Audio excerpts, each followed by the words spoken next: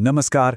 कभी ऐसा हुआ है कि किसी बहुत मुश्किल प्रॉब्लम का सॉल्यूशन अचानक से दिमाग में आ गया हो, एकदम से एक आहा मोमेंट की तरह? तो आज हम इसी कमाल के एक्सपीरियंस के पीछे की साइकोलॉजी को समझने वाले हैं, कोहलर की इनसाइट थ्योरी के जरिए। चलिए शुरू करते हैं।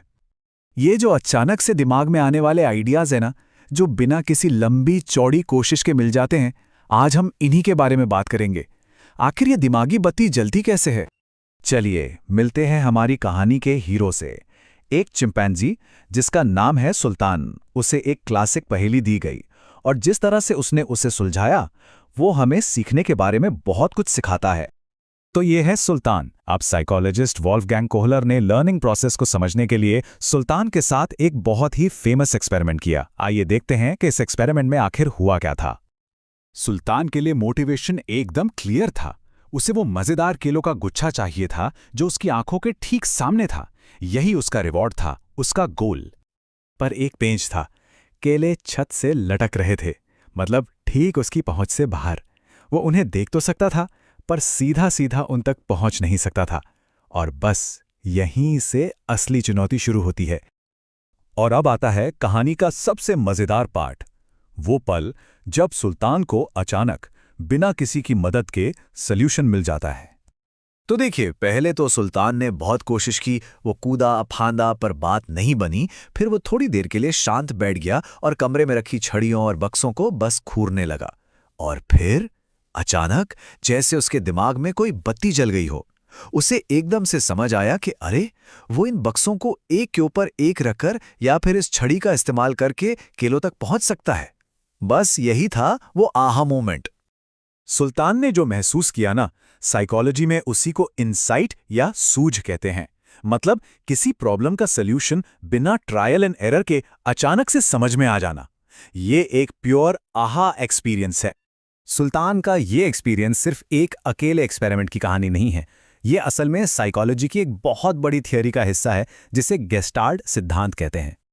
ये थ्योरी गेस्टाल्ट साइकोलॉजी की नींव है, जिसे मैक्स वर्दिमर ने शुरू किया था। कोहलर का काम इसी सोच पर आधारित था, जो ये मानती है कि हमारा दिमाग चीजों को टुकड़ों में नहीं बल्कि एक पूरी तस्वीर यानी गेस्टाल्ट के रूप में देखता है। इस कमाल के आइडिया को कई नामों से जाना जाता है। कोई इसे पूर्णाकार का सिद्धांत कहता है, कोई समग्रता का, पर इन सब का मतलब एक ही है। समस्या के टुकड़ों को अलग अलग देखने के बजाय पूरी पिक्चर को एक साथ समझना। और हाँ, ये सिर्फ जानवरों की बात नहीं है। हम सब ने बचपन में प्यासे कौवे की कहानी तो सुनी ही है ना? कैसे उसने घड़े में कंकड़ डालकर पानी ऊपर लाया था।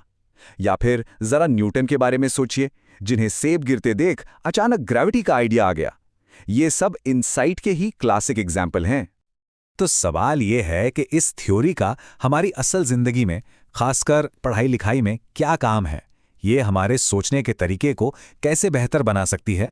एजुकेशन में तो इसके फायदे जबरदस्त हैं। सबसे पहली बात, ये रट्टा मारने की जगह समझकर सीखने पर जोर देती है, जिससे नॉलेज पक्की होती है। ये स्टूडेंट्स की मेंटल और लॉजिकल पावर को डेवलप करती है। उन्हें सिर्फ क्या नहीं बल्कि क्यों और कैसे सोचना सिखाती है। और तो और ये टीचर्स को बेहतर स्ट्रैटेजी और सिलेबस बनाने में भी मदद करती है। ये तरीका खास तौर पर बड़ी क्लास के बच्चों और तेज दिमाग वाले स्टूडेंट्स के लिए बहुत फायदेमंद है, जहां प्रॉब्लम्स को गहराई से समझने और उनके हिस्सों के बीच कनेक्शन खोजने की जरूरत होती है। खासकर मैथ्स, साइंस और ग्रामर जैसे मुश्किल और लॉजिकल सब्जेक्ट्स के लिए ये बहुत यूजफुल है। इन सब्जेक्ट्स में सिर्फ फॉर्मूले रटने से काम नहीं चलता, बल्कि कॉन्सेप्ट्स के बीच का कनेक्शन समझना पड़ता है, और वही तो सफलता की चाबी है। तो इसका मतलब क्या निकालें? क्या इनसाइट ही सीखने का इकलौता तरीका है? असल में ये थ्योरी तब और भी पावरफुल हो जाती है जब इसे दूसरी थ्योरीज के साथ मिलाकर इस्तेमाल किया जाए। देखिए, कोई भी एक थ्योरी अपने आप में पूरी नहीं होती। एक तरफ है थॉर्नडाइक की ट्रायल एंड एरर थ्योरी, जो कहती है कि हम बार बार कोशिश करके और गलतियों से सीखते हैं, और दूसरी तरफ है कोहलर की इनसाइट थ्योरी। सच तो यह है कि ये दोनों एक दूसरे के पूरक हैं। एक अच्छा टीचर क्लासरूम में इन दोनों का बैलेंस बनाकर इस्तेमाल करता है। और अब जाते जाते एक सवाल सोचने के लिए, जरा अपनी जिंदगी के उस पल के बारे में सोचिए जब किसी समस्या का समाधान आपको यूं ही अचानक से मिल गया हो। वो आहा मोमेंट कौन सा था जिसने शायद आपके सोचने का तरीका ही बदल दिया हो?